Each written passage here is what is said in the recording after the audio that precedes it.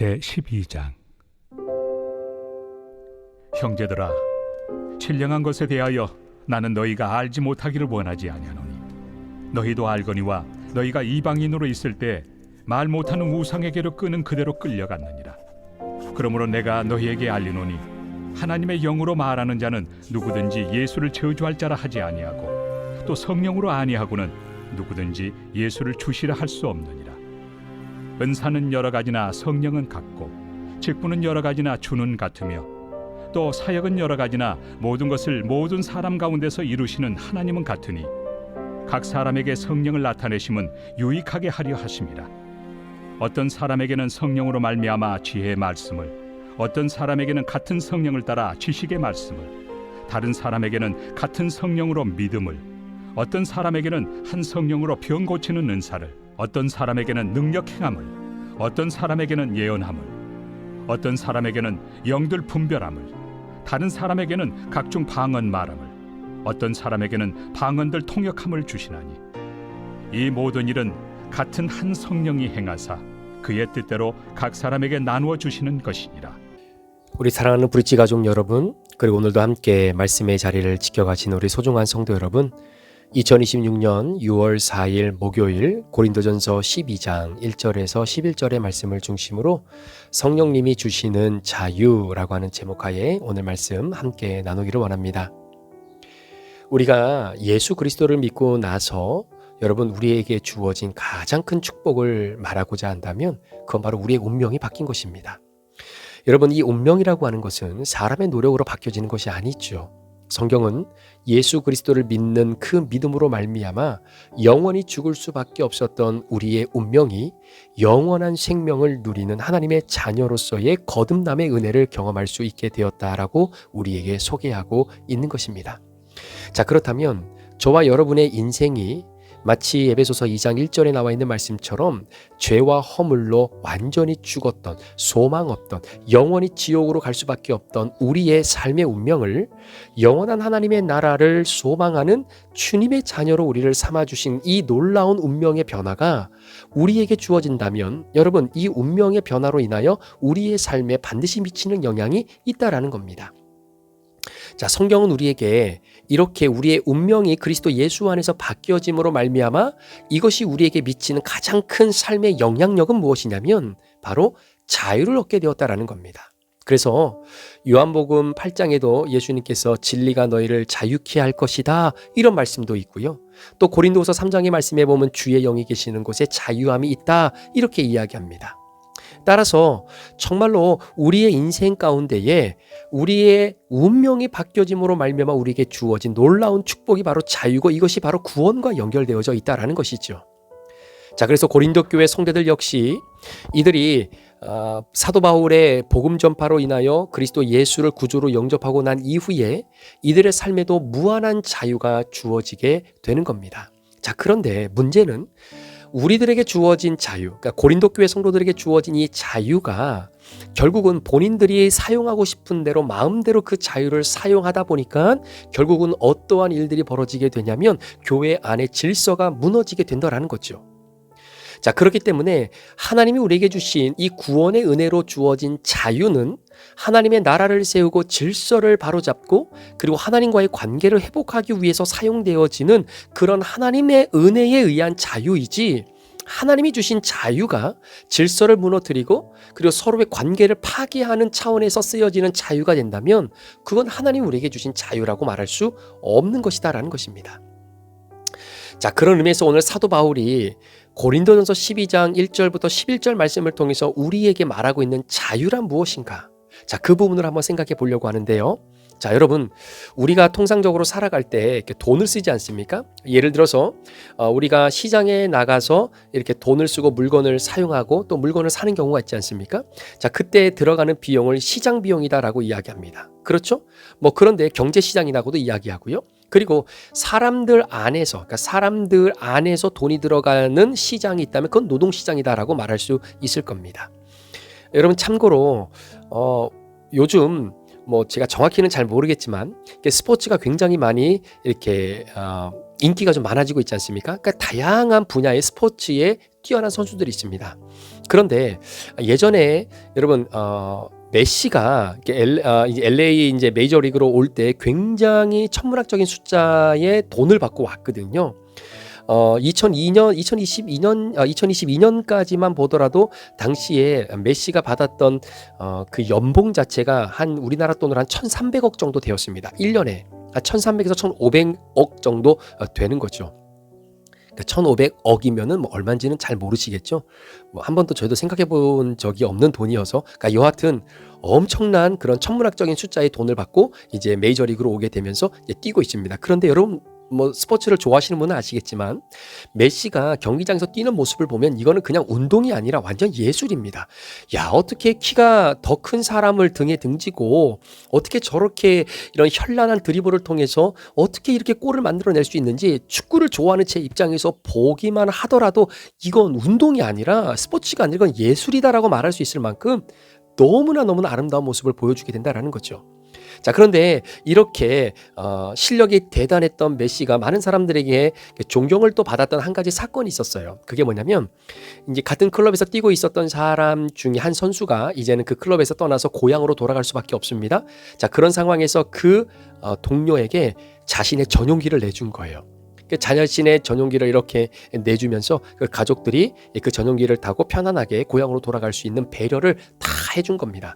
그러니까 이것들이 이제 매스컴을 타면서 이제 전 세계적으로 퍼지게 되니까 축구를 잘하는 것만으로도 존경받는 그런 메시인데, 이런 인간성까지 이런 모습을 보여주니까 더욱더 사람들에게 인기를 이제 한 몸에 받게 되는 거죠. 여러분 한번 생각해 보시겠습니까? 1년의 연봉이 1,500억 이상입니다. 자, 그러면 메시가 여러분 살아가면서 그의 생각과 그의 마음은 도대체 뭘로 가득 차 있을까요? 여러분, 축구를 이 정도로 할 수 있다라고 하는 것은 그만큼 축구에 대해서 온 마음과 생각과 모든 전 인격을 다 쏟아 부어도 될까 말까 하는 상황 가운데에 진짜 특별한 은사를 가지고 있는 것이 바로 메시의 축구 실력이 아닌가, 이런 생각이 듭니다. 여러분, 아무리 돈을 많이 주고요, 아무리 모든 조건을 제시한다고 하더라도 억지로 내가 그렇게 운동한다고 메시처럼 그렇게 할 수 있겠습니까? 아닙니다. 진짜 메시는요, 축구를 사랑하는 사람이고요, 진짜 그 메시가 뛰는 경기를 보면 야, 입이 딱 벌어질 정도로 진짜 예술입니다. 그러니까 예를 들어 이런 거죠. 이렇게 축구를 온통 사랑하고 모든 생각과 마음과 자신의 삶을 이 축구에 다 쏟아놓은 이 메시에게 경기장 가서 볼을 주고 네 자유를 가지고 한번 뛰어보라고 하면 여러분, 메시가 어떻게 뛰겠습니까? 대충 뛰겠습니까? 아니죠. 경기장에서 선수로서 자신이 가지고 있는 모든 기량과 역량을 동원해서 자신이 누릴 수 있는 모든 것들을 가지고 동원하여서 결국은 경기장에서 뛰게 되죠. 자, 그런데 이렇게 축구를 잘하는 이 메시가 경기장에서 내가 뛸 수 있는 자유가 있다고 해서 그 자유를 가지고 여러분, 그 볼을 상대방 골대에다가 넣어야 되는데 자책골을 메시가 넣겠습니까? 이건 말도 안 되는 거죠.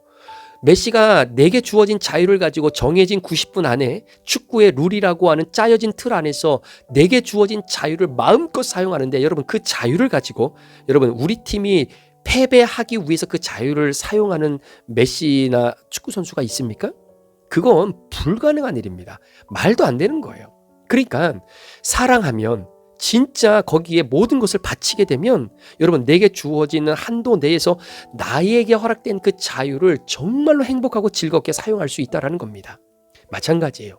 진짜 목회를 잘하시는 분들을 보면요, 진짜 하루 종일 성도들 생각하고 교회 생각하고 성도들의 믿음과 성장을 위해서 늘 고심하는 그런 목회자들, 여러분 목사에게 주어진 자유, 그 자유가 정말로 성도들을 사랑하고 교회를 생각하는 쪽에 끊임없이 사용되어지니까 여러분 이게 피곤하지가 않은 거예요. 즐겁게 그 사역들을 감당하게 되는 겁니다.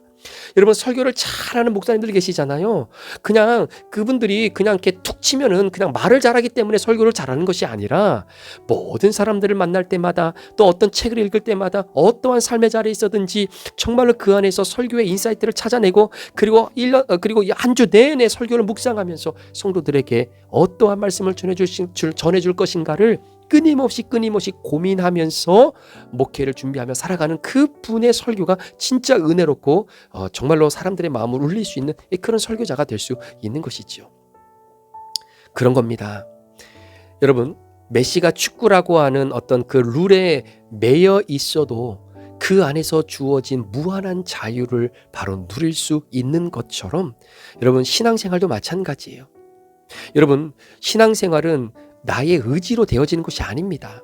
성령께서 우리를 불러주시는 그 부르심이 있을 때에 비로소 우리는 신앙의 자유함을 누리며 나아갈 수 있다라는 거예요.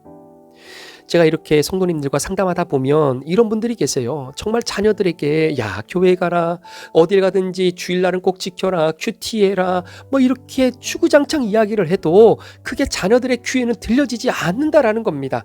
당연하죠. 사람이 하는 그 말이 사람의 말로 들려지기 때문에 절대로 그 말을 들은 자녀들의 마음이 열리지가 않아요. 그런데 어느 날 어느 순간 성령께서 그 영혼을 타치하시고 그 영혼의 마음을 만져주시기 시작하는 순간 부모님의 입을 통해서 야 예배 드려야지, 큐티해야지, 말씀 가운데 거해야지, 주일날은 예배 드리러 나가야지 라고 하는 그 말씀이 어머니의 부모님의 말로 들리는 것이 아니라 성령의 음성으로 들려지게 되면서 성령이 나를 부르셨기 때문에 그게 가능해지는 시기가 찾아온다라는 이야기입니다. 이것이 성령님의 효과적인 부르심이다라는 거예요. 그래서 그 성령님께서 우리에게 정말 효과적으로 우리를 불러주실 때의 그 음성에 따라서 우리가 마음이 녹아지고 그 성령님이 주시는 은혜로 인하여 내 안에 자유가 형성되어질 수 있다라는 것입니다. 여러분 내가 거룩하게 살고 싶은데 여러분 성령님이 내 안에 좌정하셔서 나에게 자유함을 주지 아니하시는데 어떻게 인생의 목적이 여러분 거룩이 될 수 있겠습니까? 누구나 인생의 목적이 다 성공이 되어야 되겠죠. 그런데 인생의 목적은 성공이 아니라 거룩입니다. 오늘도 주의 말씀을 붙잡고 이 신앙의 여정을 걸어가야 됩니다 라고 말한 그 말이 여러분 보통 사람들에게 그게 얼마나 마음에 깊이 들려지겠습니까? 성령님이 말씀하지 않으신데 어떻게 그게 들려지겠어요? 그런데 이상하죠? 성령님께서 정말 그 영혼의 마음을 만져주시고 사람이 전한 그 말이 성령님이 역사하시고 성령님이 그 말씀을 붙잡아 주시면 그게 사람의 말로 들리는 것이 아니라 성령의 음성으로 들려지는 역사가 일어난다는 겁니다. 마치 이런 거지요. 사람의 말을 성령님이 붙잡아 주시니까 그 말을 듣는 사람이 사람의 말로 듣는 것이 아니라 마치 확성기처럼 내 귀가 떨어질 정도로 성령의 음성으로 들려지게 되는 그 은혜를 경험하게 된다는 것입니다. 그게 저와 여러분의 모습이었다라는 것이죠. 자, 2절 말씀해 보면 너희도 알거니와 너희가 이방인으로 있을 때에 말 못하는 우상에게로 끄는 그대로 끌려갔느니라. 그러니까 우리가 성령님이 우리에게 효과적으로 우리를 불러주셨던 그 은혜가 없었을 때에는요, 이것이 하나님이 기뻐하시는 것인지 그렇지 않은 것인지 구분을 못하는 삶이었다라는 겁니다. 불러주지 않으면 들을 수가 없는 우리들이었다라는 거죠. 그런데 바로 이어지는 3절 말씀에 하나님의 영으로 말하는 자는 누구든지 예수를 저주할 자라 하지 아니하고 또 성령으로 아니하고는 누구든지 예수를 주라 할 수 없느니라 라고 말하고 있는 겁니다. 여러분 우리가 예수님이 십자가에 못 박혀 돌아가신 이유가 나 때문입니다. 내가 못 박혀 죽어야 될 죄의 값을 치러야 할 그 십자가에 우리 예수님이 대신 나 대신 달려 죽으심으로 나를 구원하셨습니다 라고 하는 이 복음의 메시지가 사람의 심령 속에 성령의 음성으로 들려지지 않아요. 왜? 성령님이 효과적으로 불러주지 않으셨기 때문입니다. 그러나 어느 순간 성령께서 우리에게 말씀해 주시고 그 성령을 통해서 아 예수 그리스도가 하나님의 아들이시구나라고 하는 그 예수를 주로 시인하며 또 하나님의 은혜로 우리의 믿음이 장성한 분량까지 자라는 것을 경험하게 되어질 때에 우리는 성령의 붙들림화 되어지는 사람이 될 수 있는 것입니다. 그 성령님을 통해서 오늘 본문 4절 이하에 기록되어 있는 여러 가지 은사들을 우리에게 주시는 거예요. 여러분 성경은 우리에게 고백하고 있지 않습니까? 내가 만일 예수를 주로 시인하고 또 하나님께서 그를 죽은 자 가운데서 살리신 것을 내 마음에 믿으면 구원을 받으리라. 사람이 마음으로 믿어 의에 이르고 입으로 시인하여 구원에 이르느니라. 여러분 이 고백이 우리의 의지로 되어지는 것이 아니라 한 성령께서 우리를 효과적으로 불러주시는 은혜를 통해 성령을 통하여 누구든지 예수를 주로 고백할 수 있게 하시고 그리고 난 우리들에게 주시는 그 은사로 인하여 주의 몸된 교회를 아름답게 세워나가게 되는 것입니다. 사랑하는 성도 여러분, 하나님이 우리에게 주시는 자유, 성령을 통해서 우리에게 주시는 자유함이 있습니다.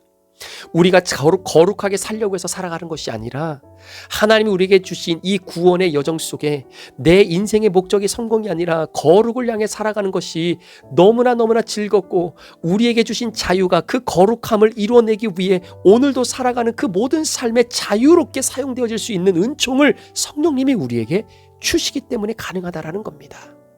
소망하며 기도하기는 오늘 하루 성령님이 주시는 그 자유를 우리가 마음껏 누리며 살아갈 수 있는 축복이 저와 여러분 가운데 있었습니다. 여러분, 사람의 운명은 내가 바꾸는 것이 아닙니다. 성령님께서 바꿔주신 은혜를 오늘도 다시 한번 경험하고 내가 살고자 하는 뜻대로 사는 것이 아니라 성령님이 나를 인도하시는 대로 그 같은 성령님이 주시는 믿음, 그리고 그 같은 성령님이 주시는 능력 행하며 살아가는 저와 여러분 되시기를 예수 그리스도의 이름으로 간절히 축원합니다. 기도하시겠습니다. 하나님 아버지, 오늘도 이방인으로 있을 때 말 못하는 우상에게 이리저리 끌려다녔던 나를 성령의 역사하심으로 하나님의 자녀 삼아주시고 예수를 주로 시인하며 그 주님 안에서 자유함을 누리며 살아가는 축복 주셔서 감사합니다. 이 축복의 은혜를 오늘도 마음껏 누리고 하나님의 은혜를 오늘도 경험하며 같은 성령으로 주시는 놀라운 성령의 역사하심을 다시 한번 경험하며 살아가는 주의 백성들 되게 하여 주옵소서. 감사를 드리며 예수 그리스도의 존귀하신 이름으로 축복하며 기도합니다. 아멘.